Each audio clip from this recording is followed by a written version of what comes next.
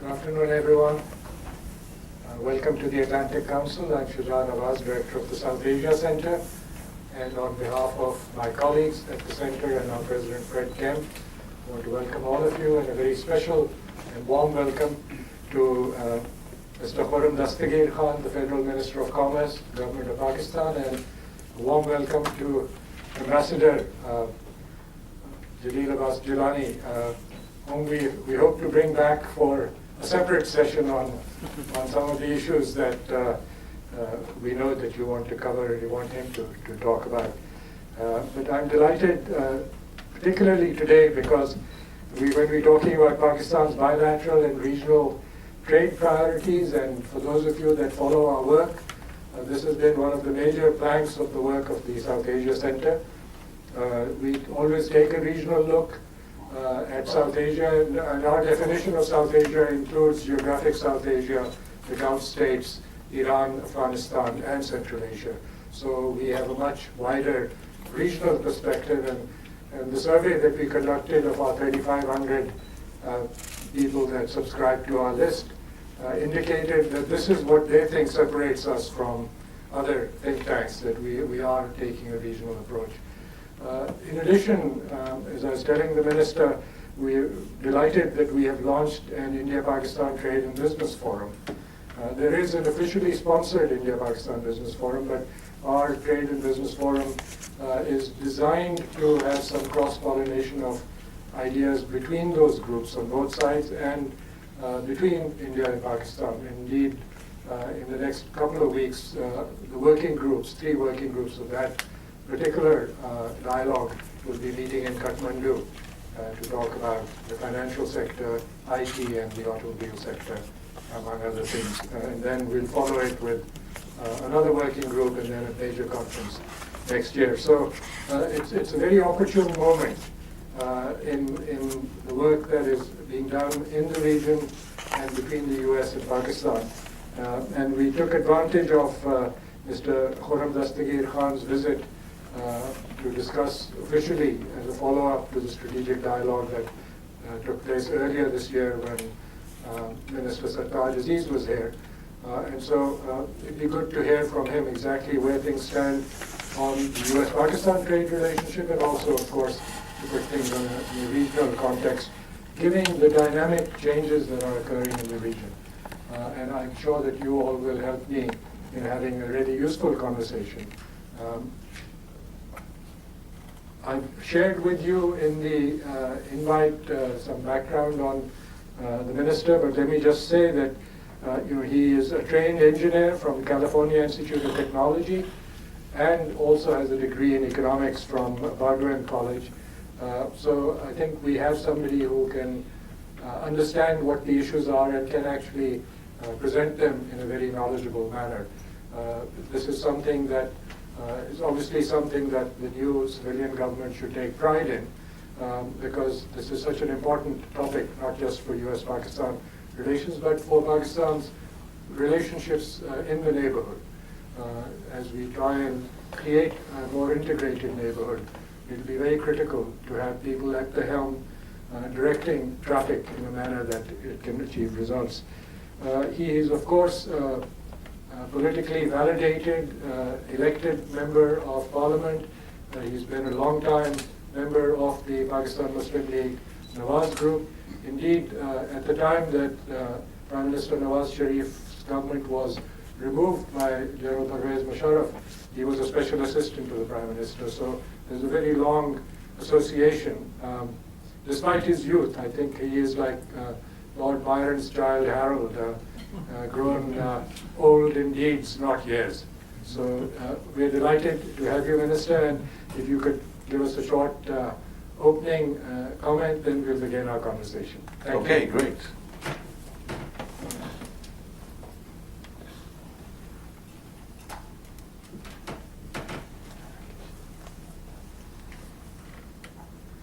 Bismillahirrahmanirrahim. Asking politicians to be brief is quixotic, let's just say, at least, because we love the sound of our own voices. I'd like to speak at length, but let me just say that I'm absolutely Delighted to be here this afternoon. This morning, we began this morning with a meeting of the Trade and Investment Framework Agreement that we have with the United States.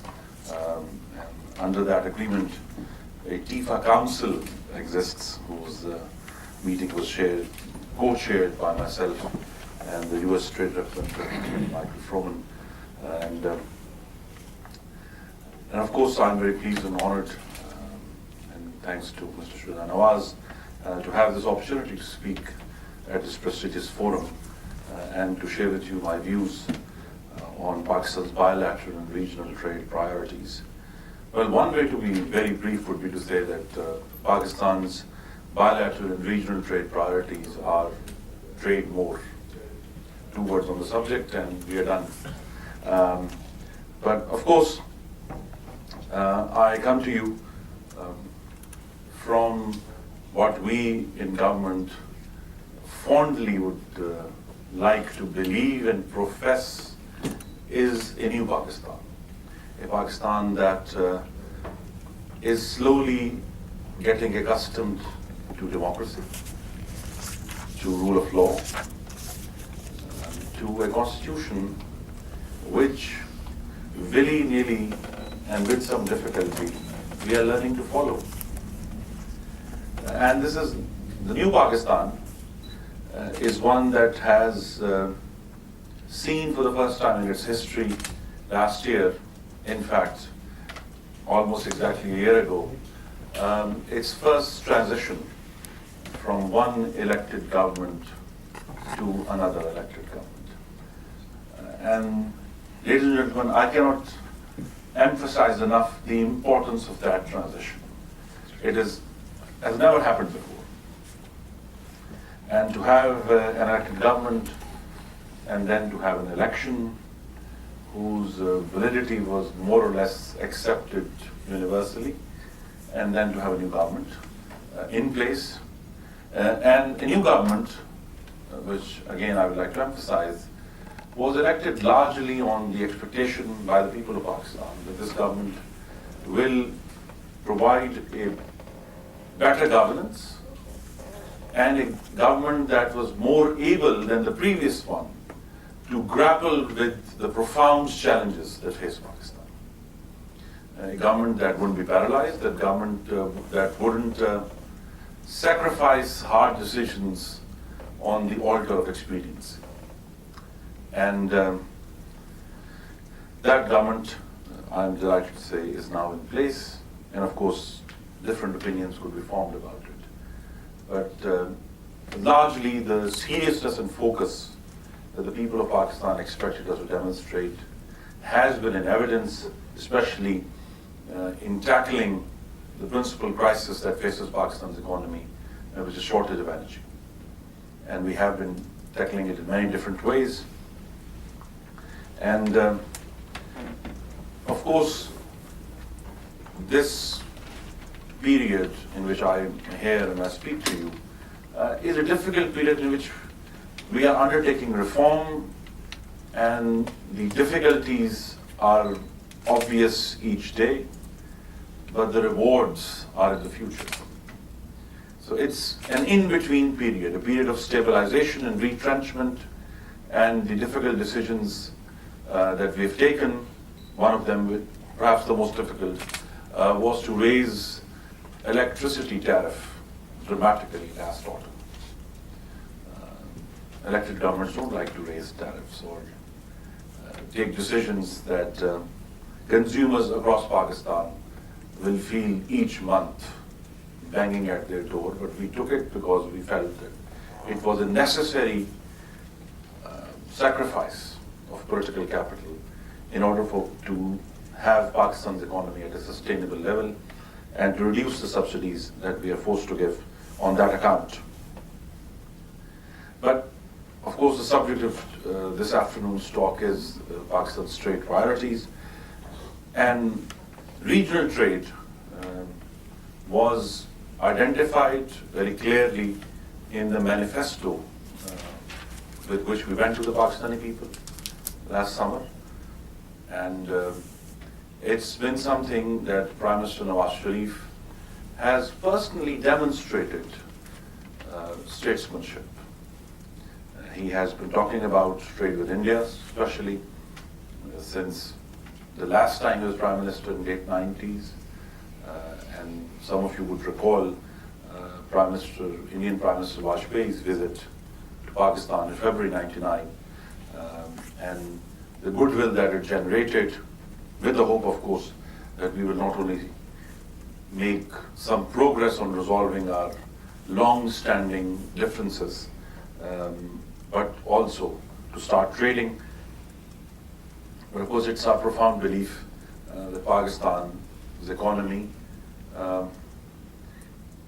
cannot grow with the vigor that the Pakistani people expect from us if Pakistan's economy is constrained within its borders. We must liberalize, we must open ourselves. And the first priority in liberalizing and opening ourselves is to our neighbors. And neighbors, east, west, north.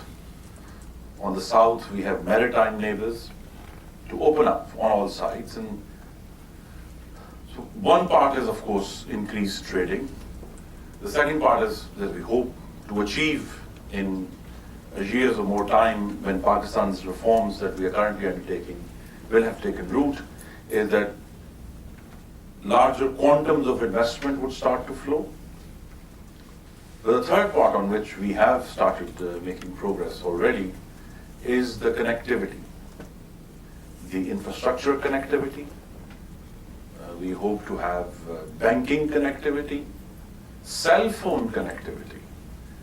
These kinds of connectivities are important for trade in the 21st century.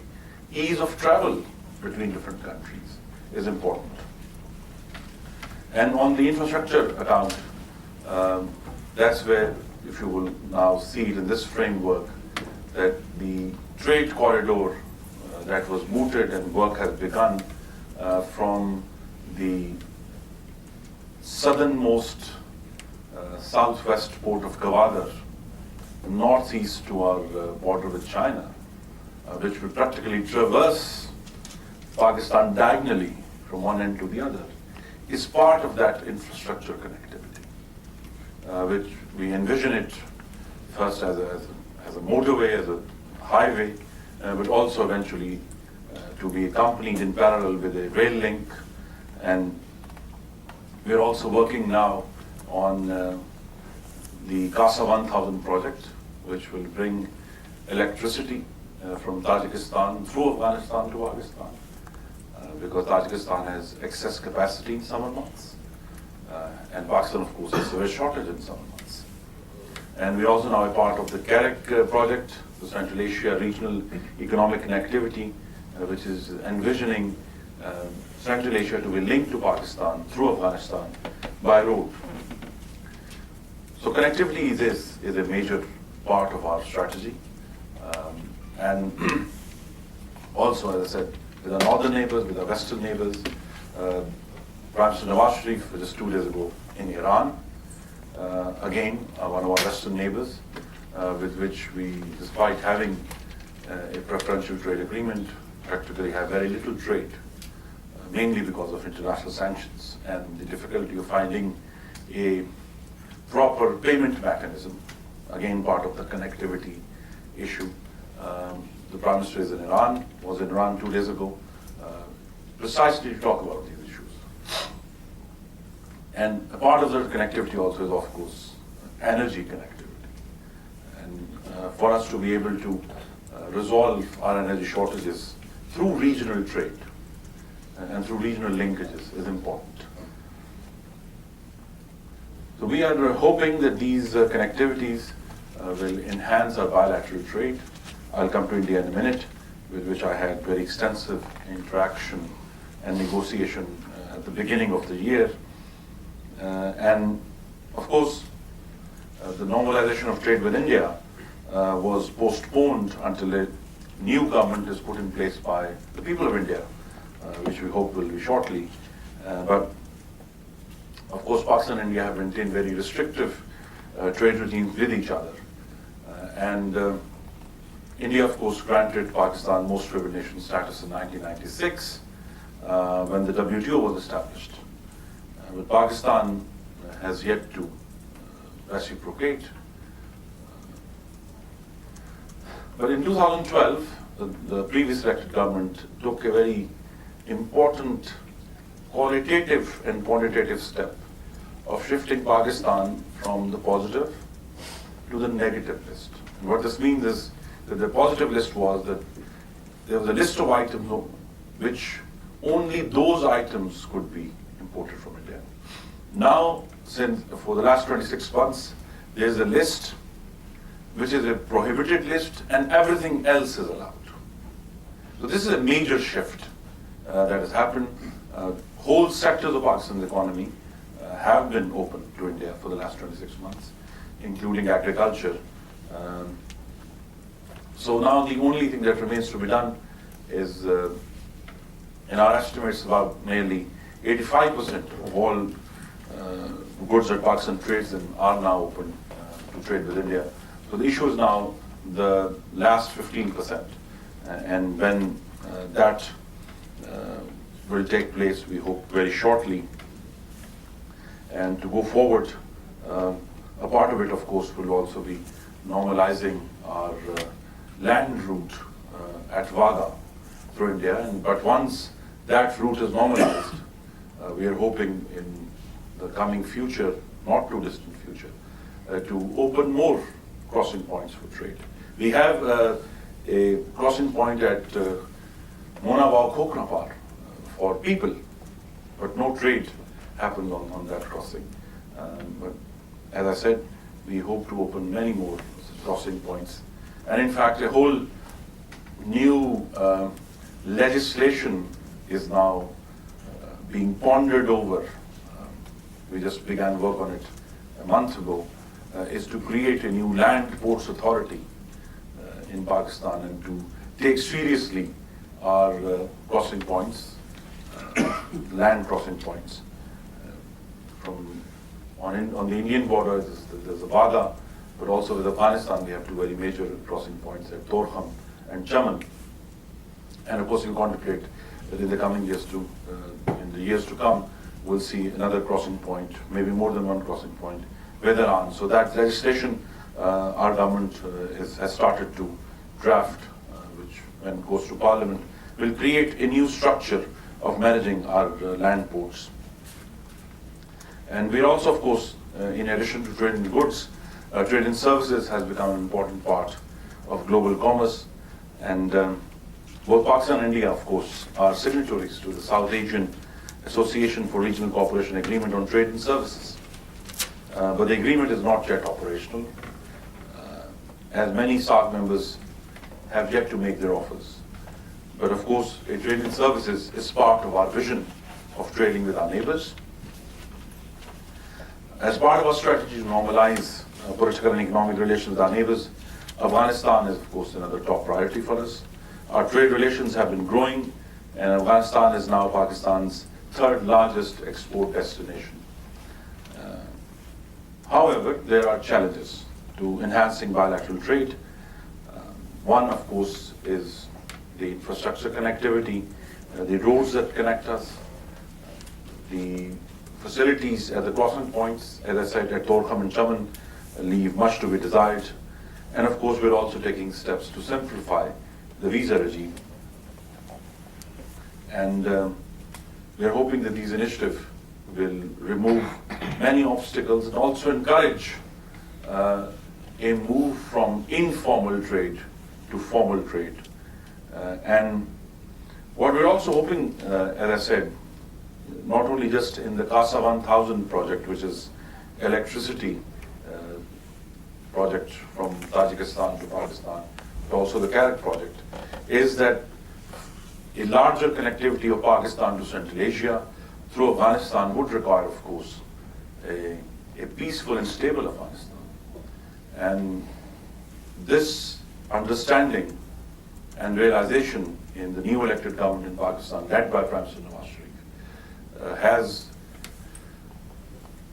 I'm happy to say, that a change in policy from previous years, in which I think for the first time in many, many years, Pakistan did not intervene in any way in Afghanistan's presidential election.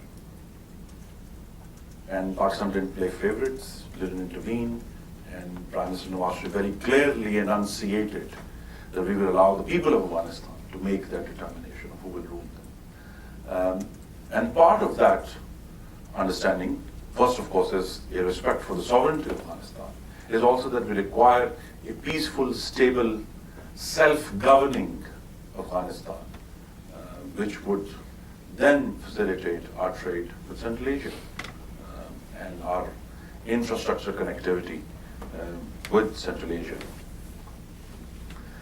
And of course, we are not just with our neighbors. Pakistan is now embarked upon a major economic diplomacy effort, the first part of which we were able to conclude successfully, which was to obtain market access for Pakistan from the European Union under the GSP Plus scheme, which was approved finally in mid-December. And the GSP Plus scheme, which was approved by the European Union, is significant,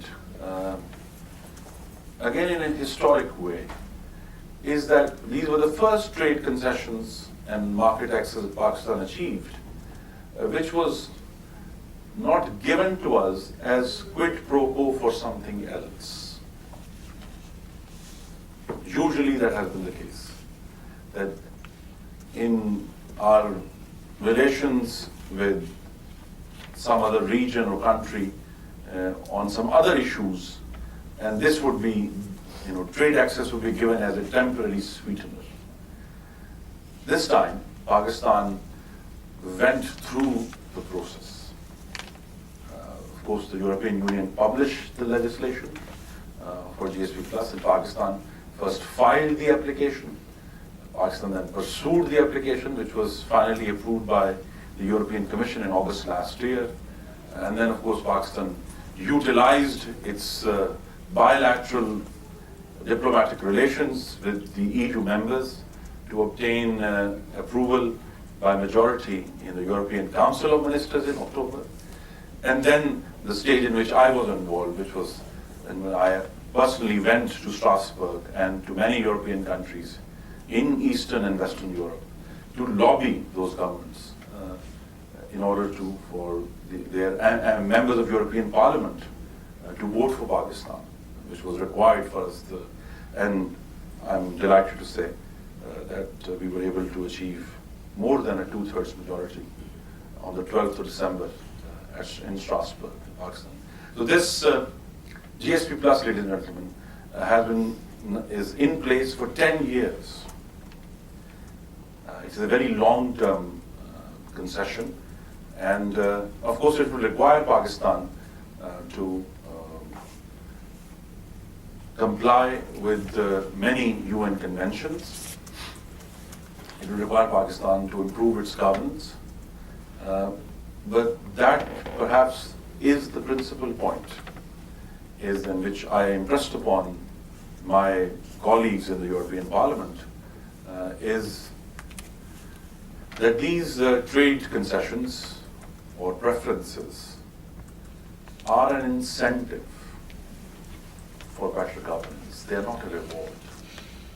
And that incentive should remain there for Pakistan to keep improving its governance, to keep improving human rights, women's rights, minority rights, health and safety regulations. But of course, to judge immediately and a rush to judgment would not be advisable. Is to give that incentive to Pakistan to perform better.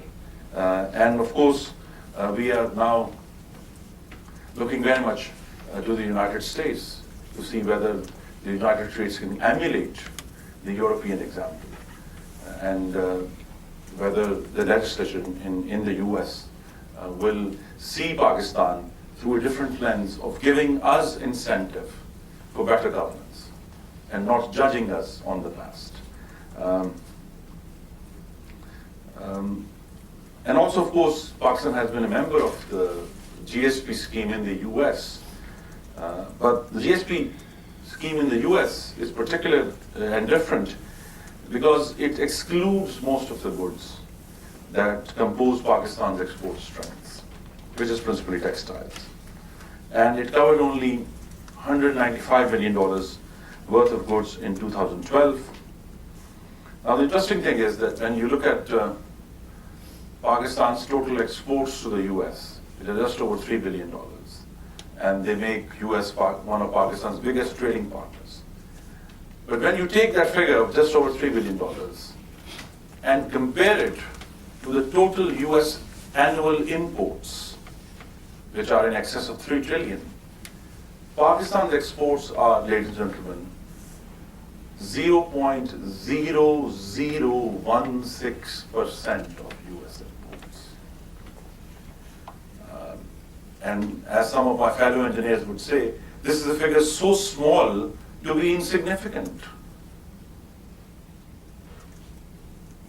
So even if you consider an ideal scenario and the United States Congress and the Senate, in their infinite wisdom, decide to give wholesale market access, preferential market access to Pakistan, it is doubtful even 1 zero will be removed out of it, from 0.0016%.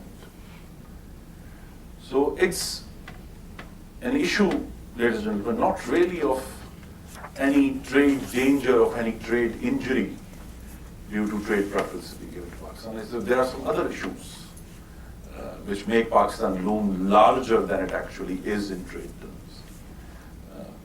But of course, those issues are best left to seasoned diplomats like the ambassador to discuss, not for us trade negotiators to talk about this.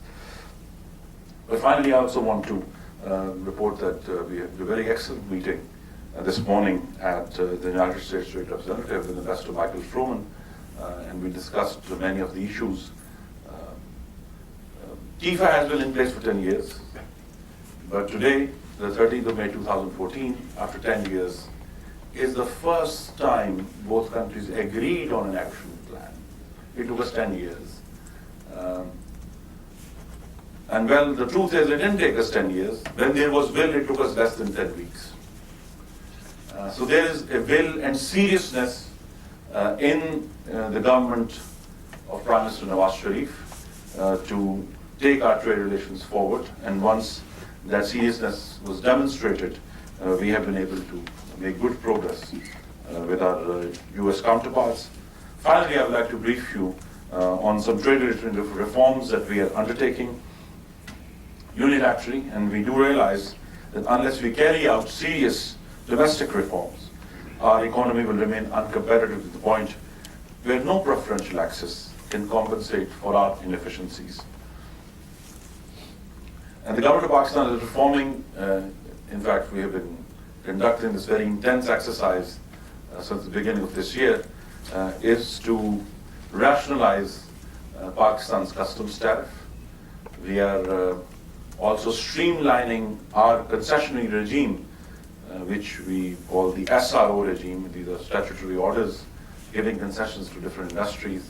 And we have now, we hope to, in fact, legislate the process in 2 weeks' time. When the budget is announced and the finance bill comes into Parliament, it will be part of it, this rationalization of our tariffs.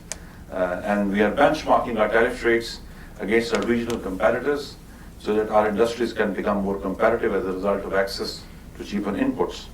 And this will enable Pakistan to become a part of the global supply chain and to catch up with the trade patterns of the 21st century.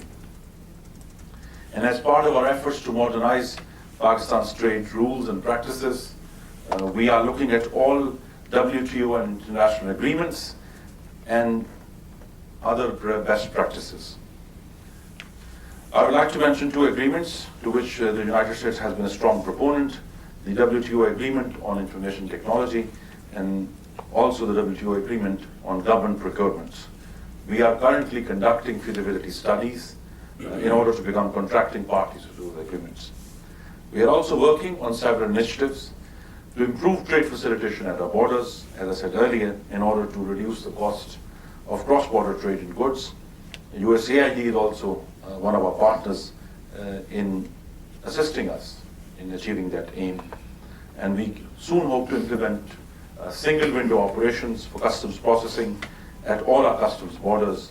And the government of Pakistan is now seriously working towards full implementation of the December 2013 Bali agreement, the WTO agreement on trade facilitation.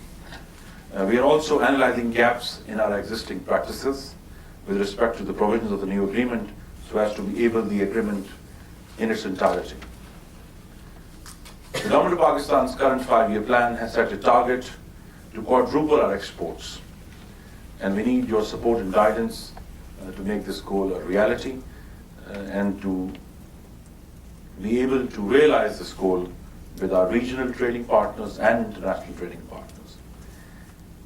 And if we can achieve this landmark growth in exports as a result of greater regional and global trade resulting from modernizing trade policies and improved infrastructure, we are hoping that Pakistan's economic growth will not only reach a level that we are aiming for, which is at 7%, 8% by the end of the term of current Pakistani government, will be in a position to sustain this growth rate without external concessions or assistance. But of course, ladies and gentlemen, the issue always remains is that there are economic challenges, as I said, the energy shortages, but there is another E which bedevils us, which is extremism.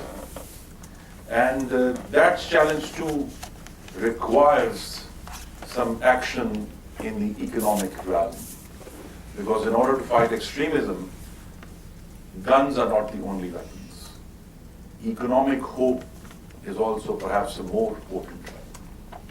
In holding out that hope to young men and women across Pakistan, that more jobs, better quality jobs will be generated through more investment, local and international.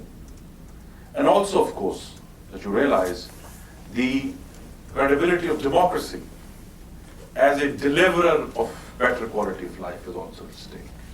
And one of our biggest challenges as an elected government is to be able to demonstrate to the people that elected governments don't simply mean that elected representatives like me become ministers.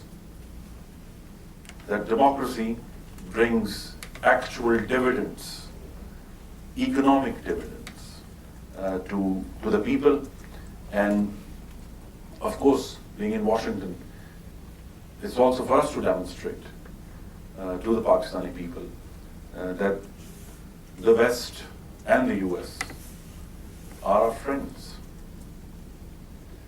And that lesson will only sink in if the people of Pakistan can see that this help and assistance is substantial, corporeal, visible, and they can sense it that the people of advanced Western economies, their governments, are helping Pakistan to on the road to prosperity.